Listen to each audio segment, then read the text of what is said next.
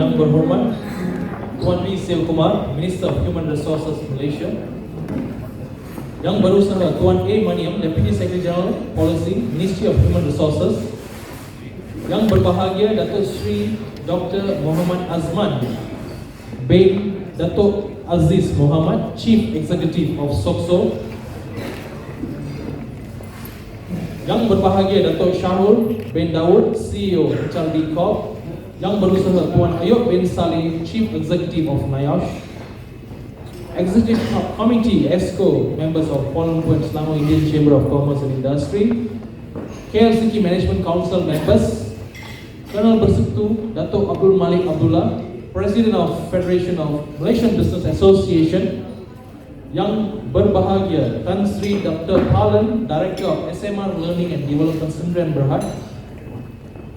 Mr. Lashman Narendas, KLSICCI Past President. Dato' R. Ramanathan, KLSICCI Past President. Life members of Kuala Lumpur and Selangor Indian Chamber of Commerce and Industry. Esteemed members of KLSICCI and well wishers. Good evening. Welcome to the KLSICCI Town Hall with the YB Minister Tuan Sivakumar, Minister of Human Resource. Please give YB a round of applause. YB, firstly, on behalf of KLSICCI, I would like to offer my deepest gratitude and appreciation for giving us an opportunity to host this program today and giving us an avenue, a platform to engage with our members. And until yesterday morning, I thought only YB is coming, but I think he mobilized the whole ministry and the agencies here with the head. And I think this is the right direction, the way the ministry is approaching. And well done, YB.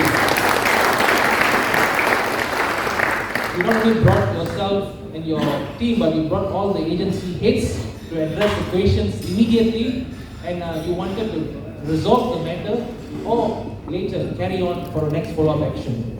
We salute you on that. YB, this Kuala Lumpur and Selangor Indian Chamber of Commerce and Industry was established in 1928. Yes, 95 years ago, short of 5 years to a century. It was formed then to safeguard, protect and empower the interests of the Malaysian Indian business community then. Over the period of years, our predecessors has been consistently working with the government of the day as the official dialogue partner for with the government to address the issues faced by the industry, to advocate the affirmative action policies to be addressed by the government, to be reviewed by the government, so that a policy can be implemented on a win-win basis with the industry and for the government. KLSICCI consists of 1,100 direct members and 30,000 over indirect members through the affiliation of our trade associations. We comprise of small startups, medium, and also listed company members in our chamber. We have been consistently working with the government of the day. For the past 5 years, since 2018, we have worked with 4 government of the day, and we are always apolitical.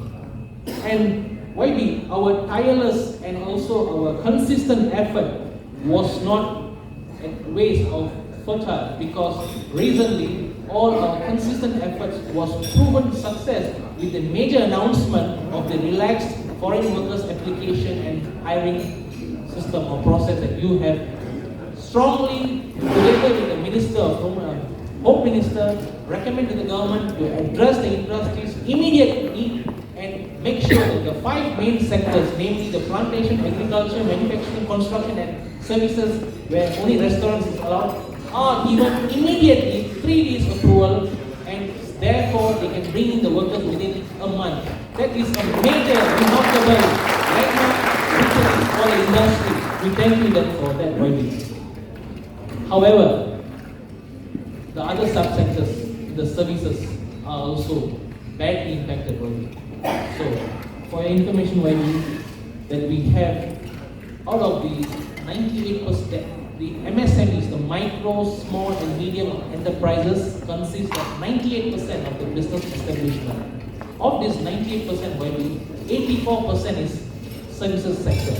So, from the services sector, we have the sub-sectors that are frozen, and some sub-sectors are allowed in the normal application process, which takes up to 6 months. We recommend to YB that we consider that we can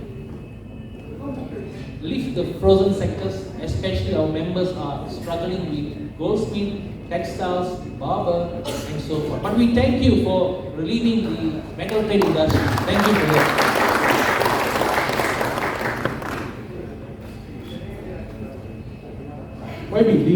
Recently, JTK, Jabatan Tenaga Kerja, and also FWCMS, the service provider, Vestinet, has done a remarkable job for us. Within a week, they managed to resolve a lot of FWMS issues within our members, and we have also worked closely with Vestinet to organize a good workshop recently to address the FWMS system on how to do the application for the 3 days approval, and there are many successful applications was done, and many people are happy to see the changes, immediate changes in the government policies, immediate changes in the addressing the needs of the industry. We really thank you for that. In view of that, we have been closely liaising with YB's office to arrange for this successful program today, with an intention to work together as an industry partner with your ministry and all your related agencies, so that we can immediately resolve the matter, and also see how can government offer affirmative policies, action policies for the industry, so that it brings benefits to the industry and bring the country to a high income nation. On another note, YB, the industries have been badly affected post-COVID and also the Ukraine-Russian war. It has a cascaded effect on our industries in Malaysia, in the import and export industries, and the industries that are driven by laborers. On that note, the implementation of 446 Act, namely the Workers' Minimum Standards of Housing and Amenities Amendment Act 2019, and also the Employment Act 1955, has badly impacted the industry, because we are still struggling, we are still resuscitating, and we are still stabilizing the business, but that has impacted us further on our OPEX, operational expenses. So I believe we have been closely working, engaging your good ministries, your good agencies, together along with our Associated Federation of Malaysian Business Association. Our president is Dr. Abdul Malik is here. We are working, I believe in our previous engagement, YB assured that YB will look into this, how to give a relief to the industries, because this 3 days approval will actually give a lot of loopholes later for enforcement issues where people fail to adhere to Act 446. So we have to see that problem now, how to relax the rules. So having said that, of course, in the floor later you'll have a lot of questions. We have your agencies, heads, and also your relevant implementers of policies to address these issues. Let's take it on them. On top of that, YB, Kuala Lumpur Islamic Indian Chamber of Commerce is also very concerned on the nation's ranking on Tier 3 in the trafficking in-person report issued by US for 2022, simply because it placed us in Tier 3. That means the US government says that our government does not fully meet the minimum conditions of eliminating trafficking and also enforcement. However, the industry is facing major enforcements from your ministry. You guys are doing a good job. You guys are actually doing a good awareness, good education to the SMEs, and also you are also charging the perpetrators, especially the SMEs and also the employees. But then we are still seen that way. So what KLSICCI has done, a proactive measure in view of this, with your witness recently for the benefit of the members here, what we have done, KLSICCI, was we had an MOU, Memorandum of Understanding, with the National Skills Development Corporation of India to actually work together with NSTCI, allied HRD Corp here. NSTCI is a government-owned entity which supplies manpower to worldwide, 15 countries, and Malaysia is the 16th country. So we have signed an MOU with them to ensure that we bring in our employees, our SMEs, bring in workers that are certified, skilled, and semi-skilled, accredited to NSTCI to Malaysia. And we are working closely with the Malaysian Embassy through their effort. This whole thing was initiated, and this is a good effort where it will bring the credibility of the nation higher.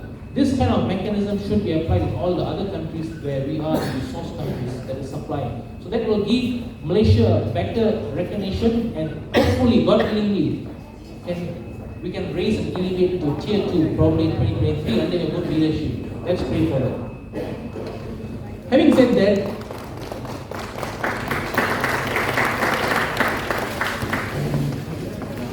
industrialization is driven by advances in science. The fourth industrial revolution, IR 4.0, witnessed the rise and advancement of computers at an outstanding speed. The expansiveness and the profundity of these progressions heralded a change across all sectors, levels, and frameworks. The fifth industrial revolution, or IR 5.0, will center on the co-activity of human and machine. Laborers will be upskilled, driving mass customization and personalization for industry clients. IR 5.0 looks to empower workers while addressing the evolving skills and training needs of the employees. It increases the competitiveness of the industry and helps attract best talents. We believe MOHR's approach and roadmap will be towards IR 5.0 hereafter. And I believe everyone has a high expectation on the budget, which is going to be announced in 24th of this Friday. And we are looking for a lot of initiatives, programs, and also a lot of activities from the MOHR that will upskill, reskill, and also multi-skill the workforce and also the SMEs. Knowing that SMEs form at least 95 to 98% of the establishment of business, they contribute 40% of the gross domestic product, or more than 500 billion of the GDP. So this sector has to be, is an integral sector of the economy and has to be protected, safeguarded, and empowered. So I believe MOHR will seriously always continue to listen and will support the industry as how you have been doing, and we hope to hear more good news, more support, and more facilitation for the industry. And I hope this particular town hall today will be a very good platform for the members. For the first time, a sitting cabinet minister is addressing KLSICCI members on a town hall session. This is a history for us in 95 years, and you have given us a chance. We thank you for that. We thank all your agency heads who are here today, and also your administrators, your policy implementers. And I think it's going to be a very fruitful session, and we wanted to make it a session where both parties gain valuable knowledge and valuable information so that we can take it on and ensure that the government performs better, the industries perform better, we can grow towards a high income nation and achieve the vision of the country and the Prime Minister. Thank you.